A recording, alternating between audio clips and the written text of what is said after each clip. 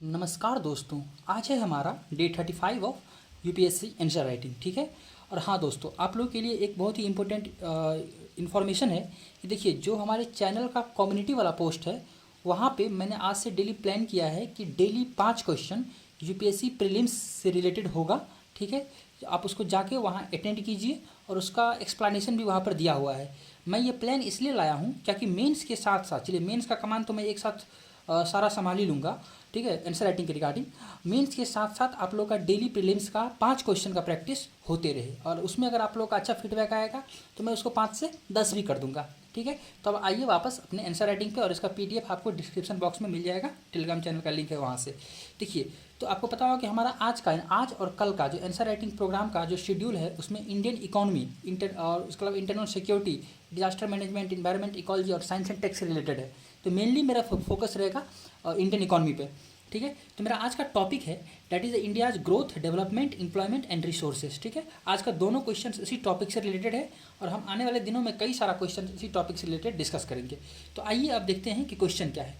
ठीक है। UPSC previous year का पार्ट रह चुका है। ठीक है। क्वेश्चन बोलता है कि देखिए, faster economic growth require increase share of manufacturing sector in the GDP, particularly MSME. देखिए, ये स्टेटमेंट है। आपको पता होगा कि दुनिया का जितना भी डेवलप्ड कंट्री है, ठीक है, वहाँ अगर इकोनॉमिक ग्रोथ को बूस्ट मिला, इकोनॉमिक ग्रोथ काफ़ी तेज़ी से हुआ, तो उसमें वहाँ के मैन्युफैक्चरिंग सेक्टर का काफ़ी इंपॉर्टेंट रोल है। ठीक है। इंडिया के पॉइंट ऑफ व्यू से बताया गया है कि फास्टर इकोनॉमिक ग्रोथ के लिए मैन्युफैक्चरिंग सेक्टर का जीडीपी में कंट्रीब्यूशन बढ़ाना काफ़ी ज़रूरी है, पार्टिकुलरली जो एमएसएमई होता है। ठीक है। तो कमेंट करना है, ठीक है, on the present policies of the government in this regard. ठीक है। तो गवर्नमेंट का जो प्रेजेंट पॉलिसीज है एमएसएमई को लेके, ठीक है, उस पर हमें कमेंट करना है। ठीक है।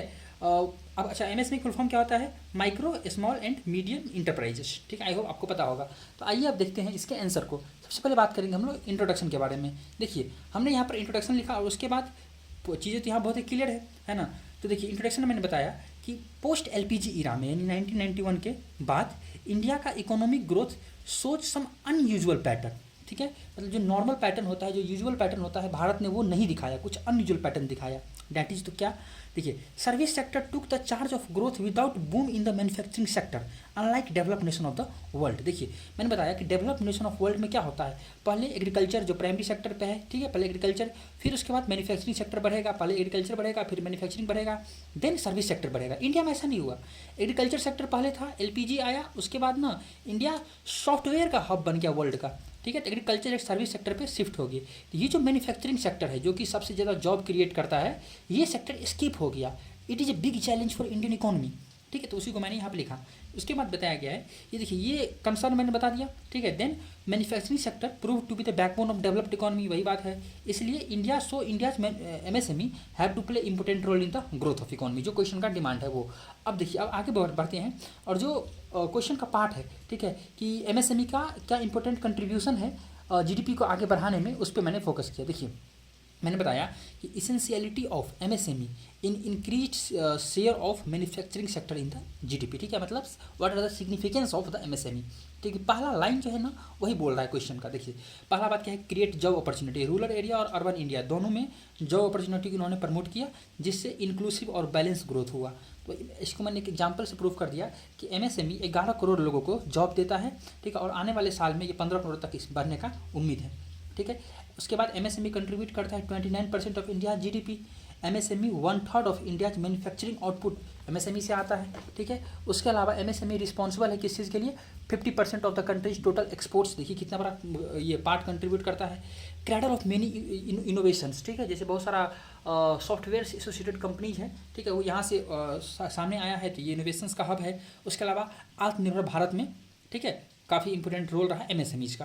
तो अब देखिए, गवर्नमेंट पॉलिसी क्या क्या है जिन्होंने एमएसएमई को प्रमोट किया। तो पहला जो very famous, world famous topic 2014 में आया था, that is the make in India initiative. इन्होंने बूस्ट किया इंडिया के मैन्युफैक्चरिंग सेक्टर को। दूसरा, वन डिस्ट्रिक्ट वन प्रोडक्ट। ठीक है। आप नाम सुने होइएगा, आप अपने नज़दीकी रेलवे स्टेशन पे भी देखे होइएगा, जो कि प्रमोट करता है एमएसएमईज को। ठीक है। जैसे Indian railway also help in this in its promotions. ठीक है। उसके बाद जीआई टैग का कॉन्सेप्ट भी आप यहाँ पर रख सकते थे। उसके अलावा startup India, stand up India और मुद्रा योजना, ये तीनों स्कीम क्या करता है? Easy loan. ठीक है। विदाउट एनी कोलेट्रल्स, यानी बिना किसी, होता है ना, गिरवी रखना कोई चीज़, उसके बिना ही इजीली लोन प्रोवाइड कराया जाता था बिजनेस फॉर्म को। जैसे में एग्जांपल जोमेटो जो काफ़ी सक्सेसफुल हुआ इससे। उसके अलावा एक गवर्नमेंट ई मार्केट प्लेस, देखिए ये हेल्प करता है एमएसएमई को ताकि वो गवर्नमेंट बायर्स तक पहुंच सके, ठीक है, गवर्नमेंट को सामान बेच सके।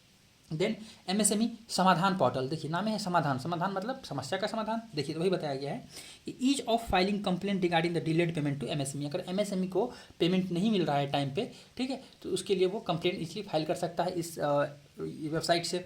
देन उद्यम असिस्टेड प्लेटफॉर्म यूएपी, ठीक है, किस चीज़ के लिए, ताकि एमएसएमई इजीली अपना रजिस्ट्रेशन कर सके गवर्नमेंट के साथ में, ठीक है, जैसे बहुत बहुत सारा होम बेस्ड बिजनेस होता है, ठीक है, तो उसके लिए आसान है, जाइए ऑनलाइन जाइए तुरंत बिजनेस कर अपना रजिस्ट्रेशन कर दीजिए, ठीक है। और बहुत सारे अलग अलग गवर्नमेंट इनिशिएटिव था, तो ये सब ना कुछ मेजर इनिशिएटिव था। आइए अब इसके कंक्लूजन के रिगार्डिंग बात करते हैं। देखिए यहाँ पर हमने बताया कि देखिए after 77 years of India independence, आपको पता होगा कि हम लोग कल परसों में जो 78 मनाए हैं, तो 77 साल बाद इंडिया इंडिपेंडेंस के 77 ईयर्स बाद मैन्युफैक्चरिंग सेक्टर ना स्टिल ना वो फुल पेस में नहीं है, ठीक है। एमएसएमई और जो गवर्नमेंट इसको सपोर्ट करता है, ये भविष्य में एक की फैक्टर होगा, ठीक है, for making India as a manufacturing hub in the future, या फिर ऐसे भी लिख सकते हैं कि विल बी ये मैन्युफैक्चरिंग की फैक्टर, ठीक है, for making India as a developed nation, ठीक है। यहाँ पर हम लोग ये देख सकते थे कि डेवलप्ड नेशन टिल 2047, क्योंकि इस बार इंडिपेंडेंस डे का थीम भी कुछ ऐसा ही था, तो ये भी हम लोग यहाँ पर लिख सकते थे, ठीक है। तो आई होप ये रहा मेरा पहला क्वेश्चन, चीज़ें आपको समझ में आई होगी। अब हम मूव करते हैं अपने आज के दूसरे क्वेश्चन की तरफ। ये भी इंडियन इकोनॉमी पे है और जो टॉपिक सेम टॉपिक जो पिछला टॉपिक था, that is India's growth, development, employment and resources, ठीक है। तो आइए देखते हैं क्वेश्चन क्या है, ये भी प्रीवियस ईयर का पार्ट रह चुका है। देखिए क्वेश्चन बोलता है कि भारत में इंडियन इकोनॉमी में, ठीक है, डिजिटलाइजेशन ऑफ मतलब डिजिटलाइजेशन का क्या स्टेटस है, ठीक है, what are the status of digitalization in Indian economy. पहला पार्ट ये है क्वेश्चन का। दूसरा पार्ट बोलता है कि हमें एग्जामिन करना है कि ये जो इंडियन इकोनॉमी में डिजिटलाइजेशन है, इसमें क्या क्या प्रॉब्लम फेस हो रहा है और कुछ मेजर्स सजेस्ट करना है इसको इंप्रूव करने के लिए, ठीक है। तो ये वेरी इजी क्वेश्चन, 3 पार्ट है, बट ये प्रीवियस ईयर का पार्ट रह चुका है। तो आइए देखते हैं सबसे पहले इंट्रोडक्शन के बारे में। देखिए यहाँ बताया गया है कि देखिए मैंने क्या किया ना कि डिजिटल इंडिया, मतलब इंडिया में जो डिजिटलाइजेशन आया उसको लिंक कर दिया, वहाँ से क्वेश्चन को स्टार्ट किया, ठीक है। देन उसके बाद जो 3 पार्ट है वहाँ आ जाएंगे। तो इंट्रोडक्शन आप लोग सीख लीजिए किस तरह से लिख सकते हैं हम लोग। देखिए after launch of digital India mission, कब, जुलाई 2015 में, India shows the remarkable digital transformation, ठीक है, मतलब जब से डिजिटल इंडिया मिशन लॉन्च हुआ है उसके बाद भारत में काफ़ी सिग्निफिकेंट डिजिटल ट्रांसफॉर्मेशन देखने को मिला है, ठीक है। तो अब देखिए ये किस किस तरह से हमको मिला है वो बताया गया है, ठीक है। देखिए तो स्मार्टफोन का रैपिड पेनिट्रेशन हुआ, ठीक है, हर आदमी के पास स्मार्टफोन है, ठीक है। Easy and affordable internet connectivity, especially Jio आने के बाद 2016 के बाद, and online culture in post Covid era, corona आने के बाद जो ऑनलाइन कल्चर आया, ये ना बहुत सारा अपॉर्चुनिटी क्रिएट कर दिया डिजिटल इकोनॉमी में, इंडिया डिजिटल इकोनॉमी में, ठीक है। ये 2 इंट्रोडक्शन का पैराग्राफ हो गया। अब आते हैं बॉडी वाले पार्ट पे। पहला है status of digitalization in the Indian economy, क्या स्टेटस है, मतलब भारत ने डिजिटल इकोनॉमी के मामले में क्या क्या अचीव किया है, जस्ट इसका मतलब यही है, ठीक है। भारत का अचीवमेंट एक तरह से कर सकते हैं। देखिए पहला है यूपीआई बेस्ड डिजिटल पेमेंट, आपको पता होगा कि यूपीआई इंडिया के बाहर फेमस हो रहा है, ठीक है। तो इंडिया यूपीआई डिजिटल इकोनॉमी का एक one of the biggest success है, ठीक है।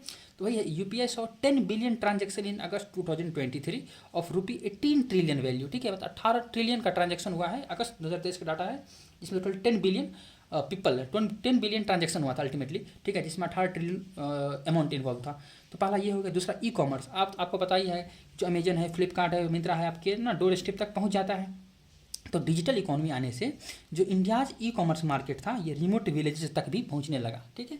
Then third one is e governance. आप देखिए आप कोई फॉर्म भरते हैं गवर्नमेंट का, यहाँ तक कि यूपीएससी का फॉर्म भरते हैं, ऑनलाइन भरते हैं, पहले ऐसा नहीं होता था। उसके अलावा जितना सारा डाटाज है आपका, एक डिजिलॉकर ऐप आता है, वहाँ पर अवेलेबल है। तो ये ई गवर्नेंस को प्रमोट किया, ठीक है। गवर्नमेंट का सारा इनिशिएटिव्स आपको ऑनलाइन मिल जाता है, ठीक है। तो ये थर्ड पॉइंट हो गया। फोर्थ है फाइनेंशियल इंक्लूजन, डिजिटलाइजेशन, मतलब इंडियन इकोनॉमी को डिजिटलाइज करने के बाद, ठीक है, अधिक more and more peoples bank में अपना खाता खुलाना शुरू कर दिए। जैसे जनधन योजना के बारे में यहाँ पर बात किया गया है। यहाँ तक कि यहाँ पर हम एक पॉइंट और डाल सकते थे कि जो ई रूपी का कॉन्सेप्ट था, आरबीआई लाया था लास्ट ईयर आई थिंक, ठीक है। ई रूपी का कॉन्सेप्ट भी इसका एक एग्जाम्पल हो सकता था, ठीक है। देन उसके बाद fifth one is digital startups like Paytm, Ola, Zomato. देखिए ये पेटीएम, ओला, जोमेटो समझ रहे, इस सब में कुछ है ही नहीं, मतलब इसका फिजिकल एग्जिस्टेंस तो है ही नहीं, एवरीथिंग इज डिजिटल, बट ये लोग का नेटवर्थ बहुत ज़्यादा है, ठीक है। तो ये फ़ायदा है डिजिटल इकोनॉमी का। देन उसके बाद पहला पार्ट हो गया। देन है problem faced in the digitalising Indian economy, और उस प्रॉब्लम का सॉल्यूशन पूछ रहा है क्वेश्चंस। तो सिंपल है, देखिए पहला क्या है, देखिए जहाँ भी कुछ बेसिक कॉन्सेप्ट है जो आगे भी क्वेश्चन आएगा तो आप वहाँ पर दिमाग लगा सकते हैं कि जहाँ भी डिजिटल वर्ल्ड का बात आएगा ना, साइबर सिक्योरिटी पहला प्रॉब्लम होगा ही, डाटा प्रोटेक्शन दूसरा प्रॉब्लम होगा ही, लोगों के अंदर इलिटरेसी है डिजिटल फैक्ट्स के रिगार्डिंग तीसरा प्रॉब्लम होगा ही। उसके अलावा ये भी है जो रूरल एरिया है वहाँ पर इंटरनेट कनेक्टिविटी नहीं है, ये चौथा प्रॉब्लम है। तो ये 4 मेजर प्रॉब्लम्स है। उसके अलावा और बहुत सारा प्रॉब्लम्स हैं, ठीक है, यहाँ तक कि जो फ्रॉड्स होते हैं ये सब मैंने उसी बात को यहाँ पर लिख दिया। Very easy. Cyber attacks vulnerability, India ना 91 लाख साइबर अटैक देखने को मिला, छोटा बड़ा सारा अटैक मिला के 2022 में।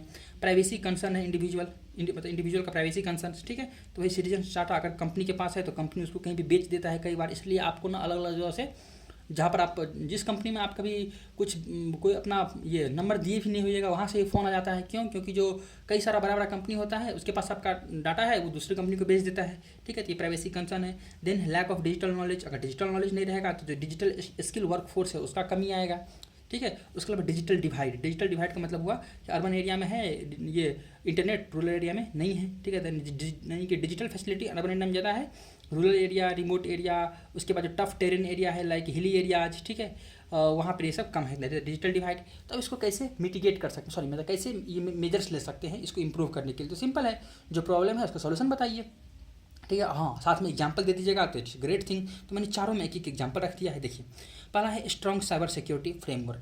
देखिए, तो साइबर सिक्योरिटी का जो भी मैटर आता है ना, तो आपको पता होगा कि गवर्नमेंट के पास रिसर्च एंड डेवलपमेंट का कमी है, ये बात मान के आपको चलना होगा, ठीक है। तो इसलिए पीपीपी मॉडल पे चलना चाहिए, पब्लिक प्राइवेट पार्टनरशिप पे, ठीक है। तो वही बताया गया है कि कोलेबरेशन, हाँ, स्ट्रॉन्ग साइबर सिक्योरिटी फ्रेमवर्क। तो कैसे? तो collaboration between government and private player is needed in this sector, ठीक है। जैसे मैं एग्जांपल बताया कि नेशनल साइबर सिक्योरिटी पॉलिसी 2021 में आया था, ये गवर्नमेंट इनिशिएटिव है, ठीक है। देन है डाटा प्रोटेक्शन लॉन्च, ठीक है। तो देखिए, तो need it's effective implementation, Bharat के पास ये प्रोटेक्शन एक्ट है ना, digital personal data protection act 2023।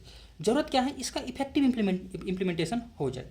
Then है expanding broadband internet connectivity, Bharat net project. इसका मकसद यही है कि जो इंडिया का रिमोट एरिया है, विलेजेस है, वहाँ भी प्रॉपर इंटरनेट कनेक्शन दिया जाए। देखिए, आप आजकल सुने होगा कि BSNL काफ़ी तेज़ी से आ गया, बट ना आप गाँव में चले जाइए, BSNL का नेटवर्क ही नहीं पकड़ता है, समझ रहे हैं आप। तो ज़रूरत है उन चीज़ों पे ध्यान देने का। देन है promotion of the digital literacy, है ना, इस डिजिटल जो स्किल वर्कफोर्स की ज़रूरत है उसको कैसे टैकल कर सकते हैं, डिजिटल लिटरेसी को बढ़ाइए। उसके लिए प्रधानमंत्री ग्रामीण डिजिटल साक्षरता अभियान को लाया गया था, PMGDSA, ठीक है। तो इसके थ्रू इसको प्रमोट किया गया। तो ये कुछ मेजर्स है। अब देखिए, देन हमने क्या किया, कंक्लूजन वाले पार्ट पे आए। कंक्लूजन हमने बताया, देखिए, डिजिटलाइजेशन क्या है? इस प्लेनेट का फ्यूचर है, digitalization is the future of this planet. India needs to invest in very very important research and development. आपको पता होगा कि रिसर्च एंड डेवलपमेंट में इंडिया का इन्वेस्टमेंट नेग्लिजिबल है, 0.7% के आसपास, I think so, total GDP का। तो इनकी ज़रूरत है इंडिया रिसर्च एंड डेवलपमेंट में इन्वेस्ट करे ताकि टेक्नोलॉजी बढ़े। जैसे टेक्नोलॉजी बढ़ेगा तो ऑफकोर्स उससे क्या होगा, डिजिटल टेक्नोलॉजी बढ़ेगा तो डिजिटल इकोनॉमी को बूस्ट मिलेगा, है ना। To further India need to invest in R&D to further strengthen India digital economy, ठीक है। तो ये रहा हमारा आज का दूसरा क्वेश्चन का डिस्कशन। कैसा लगा आप कमेंट बॉक्स में बता सकते हैं, ठीक है। And thank you very much for the discussion.